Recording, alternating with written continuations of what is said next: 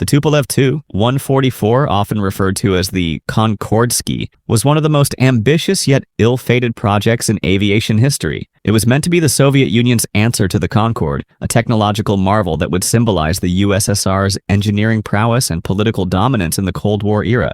But while the Tu-144 did become the first ever supersonic passenger aircraft to take flight, it also became one of the most infamous failures in aviation history. This is the story of a plane that was rushed into existence under intense political pressure, a machine that was plagued with design flaws, a tragic disaster that played out on a global stage, and a failed dream that ultimately faded into obscurity. How did the Tu-144 go from being a potential rival to the Concorde to an aircraft that was retired after only 55 passenger flights? What went wrong, and could it have been avoided? To understand the downfall of the Tu-144, we have to go back to the early 1960s, when the race for supersonic passenger travel was at its peak. The United States, Britain, and France were all investing heavily in the concept of a commercial jet that could break the sound barrier. The British and French in particular joined forces to develop the Concorde, a supersonic transport aircraft that would redefine air travel. When the Soviet Union learned of this, they saw it as a direct challenge to their technological supremacy. At the time, the space race between the US and USSR was in full swing,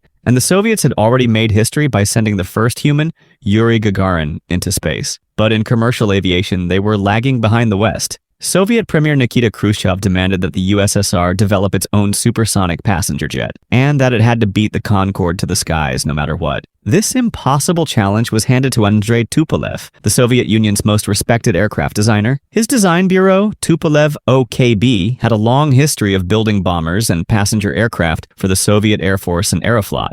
However, designing a supersonic airliner was an entirely new challenge, one that required cutting-edge aerodynamics, advanced materials, and precision engineering. Unlike Concorde, which was the result of years of careful development, the Tu-144 was rushed. The Soviets lacked the advanced computational tools and wind tunnels that the West had, forcing them to rely on trial and error. However, they had one secret weapon: espionage. The KGB had infiltrated the Concorde project and stolen blueprints and technical data, giving Soviet engineers access to critical Western knowledge. Despite this, the Soviets still had to make significant modifications to the design. The Tu-144 was built with a flatter nose and had a different wing shape compared to Concorde. One of its most distinctive features, its canards, small winglets near the cockpit, were added later to improve low-speed stability. On December 31, 1968, the Soviet Union achieved a historic milestone when the Tu-144 became the first supersonic passenger jet to take flight, beating Concorde by 2 months. It was a moment of national pride, with Soviet propaganda boasting that they had surpassed Western technology. However, beneath the surface, all was not well. Russia, the world's first supersonic passenger airliner to actually fly, the Tu-144, was rolled out of its hangar at a Moscow airport. The Tu-144 had been rushed through development, and major problems quickly emerged. The engines, which were not optimized for supersonic flight, consumed enormous amounts of fuel, requiring afterburners just to sustain cruise speed. This made the aircraft incredibly inefficient, limiting its range and making it impractical for long-haul flights. But the real turning point for the Tu-144 came in 1973 at the Paris Air Show. This was supposed to be the Tu-144's grand showcase, an opportunity to prove to the world that it was not just a copy of Concorde, but a superior aircraft. However, in front of thousands of spectators, disaster struck. During its demonstration flight, the Tu-144 attempted an aggressive maneuver, diving suddenly at high speed. The plane broke apart in mid-air, crashing into the nearby village of Goussainville. All 6 crew members on board were killed, along with 8 civilians on the ground. The wreckage was scattered across a massive area, and horrifying images of the disaster were broadcast worldwide. The cause of the crash remains controversial to this day. Some reports suggest that the French Air Force had secretly deployed a Mirage fighter jet to spy on the Tu-144 during its flight. According to this theory, the Soviet pilots, unaware of the Mirage's presence, attempted an emergency maneuver to avoid a mid-air collision, which resulted in the plane losing control. Regardless of the exact cause, the Paris Air Show disaster was a public relations catastrophe for the Soviet Union.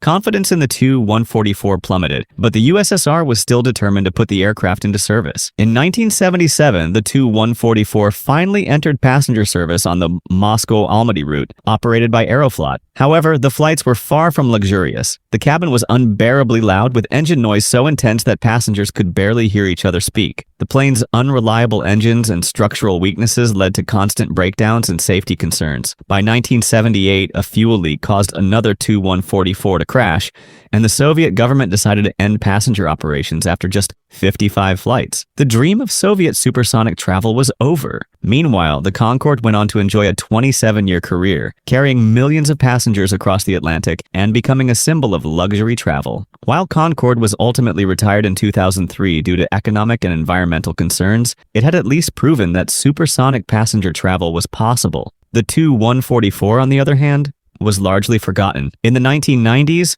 a few Tu-144 aircraft were briefly resurrected by NASA, which used them for research on future supersonic travel. However, by then, the world had moved on, and the idea of supersonic commercial flights was no longer a priority. The failure of the Tu-144 was a lesson in what happens when politics forces technology to advance too quickly. The Soviets had rushed development, cutting corners in their pursuit of prestige over practicality. The aircraft wasn't ready for commercial service, but the government pushed forward anyway, leading to catastrophic consequences. Could the Tu-144 have succeeded if given more time for proper development? Possibly. But in the end, it became a symbol of Cold War rivalry, an aircraft that was built not because the world needed it, but because the Soviet Union wanted to prove a point. Today, the dream of supersonic passenger travel is being revived, with companies like Boom Supersonic and NASA working on new designs that could one day make faster-than-sound travel practical again. But the story of the Tu-144 serves as a stark reminder. Rushing technology to serve political ambitions often leads to disaster. The Tu-144 may have been the first supersonic passenger jet to take flight, but it will always be remembered as the aircraft that was doomed from the start.